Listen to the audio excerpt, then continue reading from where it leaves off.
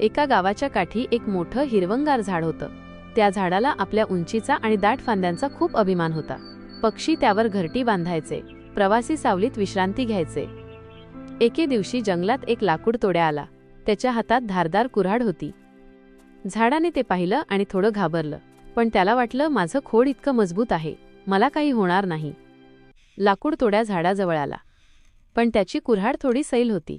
त्याला तिचा दांडा बसवण्यासाठी मजबूत लाकूड हवं होतं. त्याने आजूबाजूच्या झाडांकडे पाहिलं. तेव्हा त्या मोठ्या झाडाने अभिमानाने म्हटलं, माझ्या एका छोट्या फांदीचा वापर कर, मला काही फरक पडणार नाही. लाकूड तोड्याने ती फांदी तोडली आणि तिचा दांडा बनवून कुऱ्हाड घट्ट केली. आता कुऱ्हाड आणखी मजबूत झाली. थोड्याच वेळात त्याने त्याच मोठ्या झाडावर वार करायला सुरुवात केली. प्रत्येक घावागणिक झाडाला वेदना होत होत्या. झाडाला आता आपली चूक समजली.